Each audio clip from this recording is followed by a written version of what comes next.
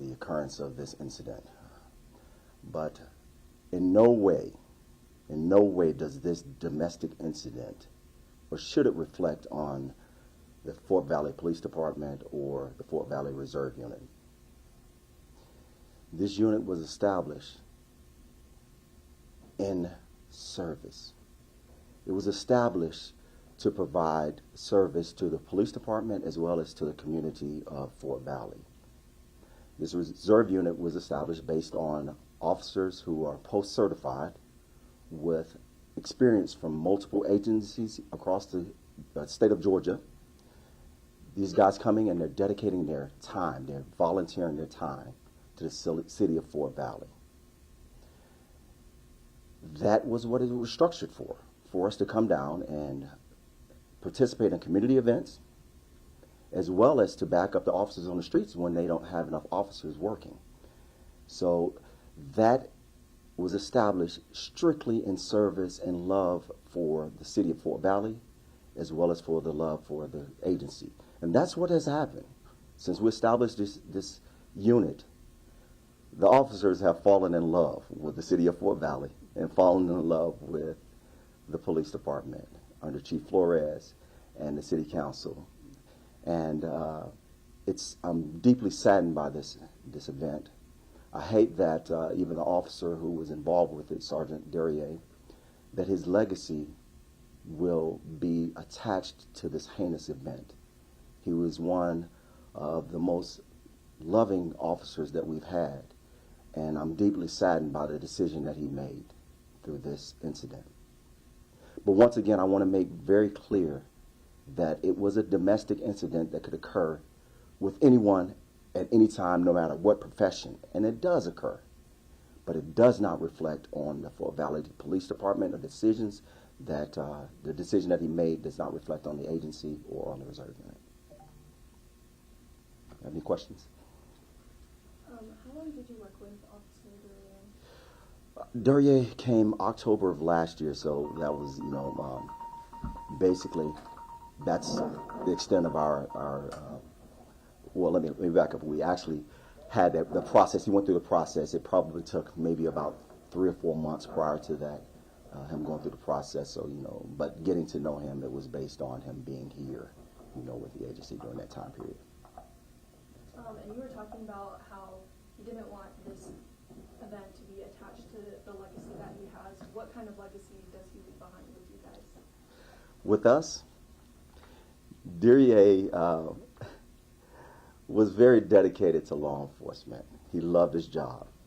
He loved this agency. We constantly talked about Fort Valley and how happy he was to be a part of this team. The reserve team, let me kind of back up a little bit as well. The reserve team, as well as the on-duty officers here, we've established a family. We are a close-knit team, and we're here, for the city of Fort Valley. And with that closeness that we've established, there have been relationships that have been forged, and the relationship a legacy that he left behind was one that he was a class clown. He, always happy, always jovial, and out on the street, during the last homecoming, he was the officer because we've come from hard times in the past. He was one of those officers that could relate to the streets and relate to people in the streets. So it was never any judgment placed on anyone that he came in contact with. He was one of those officers that would laugh you through whatever situation you were going through. And that's the legacy that he leaves behind as far as the job that he did with us here at Fort Valley. Once again, the situation that occurred that day is isolated. In no way is that his behavior, his demeanor, or anything that has that he conveyed while being with us here and out on the streets of Fort Valley.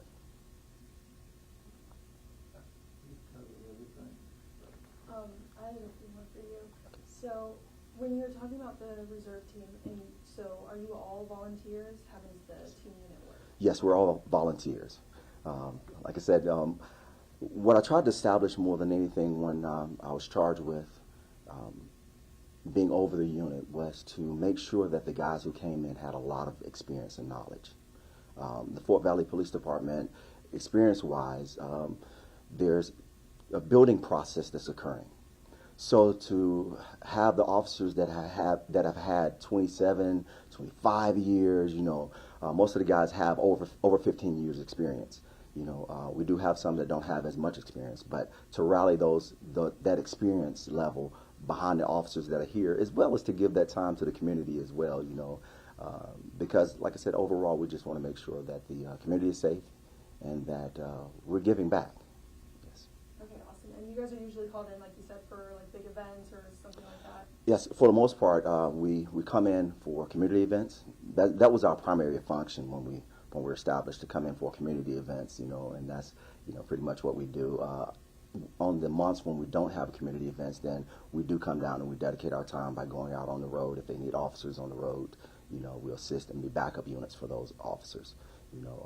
So that's pretty much it, to keep the streets of Fort Valley safe and the citizens safe, as well as making sure that the officers that are full-time, full staff, are safe as well. How big is your unit? We've kind of had downsized. Right now we have approximately 25 officers right now.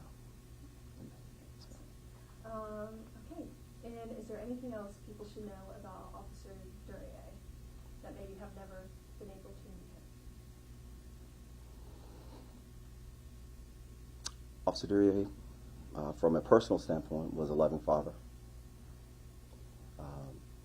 Officer Duryea was dedicated to law enforcement. Officer Duryea, once again, came from a situation where growing up it was tough for him. So his plight in law enforcement was to give back to the community. And once again, I'm just saddened that his legacy ends like this. And then Chief Flores, I have one for you. How valuable is this unit for the Fort Valley Police Department? The reserve unit is an extremely valuable section of the police department. It provides a lot of services. Like Major Evans stated, we have a vast amount of experience coming from the reserve program, which is essential to trying to bring the services that we need and to help train officers that don't have as much experience that we're building here at the city of Fort Valley. This program does not cost the taxpayers of the city of Fort Valley a dime. So that in itself is valuable. And I continue to explore those situations where we can save the taxpayers, we can save the city of Fort Valley, and continue to give the best possible public safety service that we possibly can. Okay, awesome. And then any last message out to the people of Fort Valley regarding this incident? Yes, I would like to sit there again and let everybody understand that we continue to work with our officers, we continue to work with our community to try to continue to maintain and establish new trust between us and the community that we serve. Again, I echo that this incident should not cast a shadow over the Fort Valley Police Department, and that it was an isolated incident that Reserve Officer Duryea made, and that we continue to try to grow and understand how this came. And whether that's going to take place or not, I don't know that.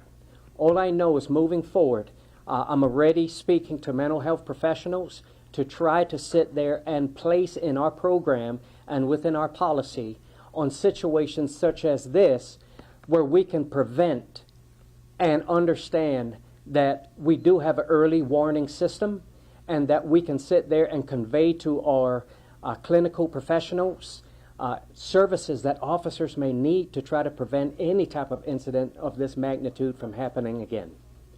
Awesome. And did Officer Duryea live in Fort Valley or in DeKalb County? No, he actually lived in Newton County.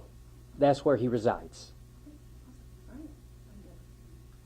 Do you have a picture of him? Yes, I can forward that to y'all. Okay. That'd be perfect. All right? Thank you. Thank you. Thank you, guys.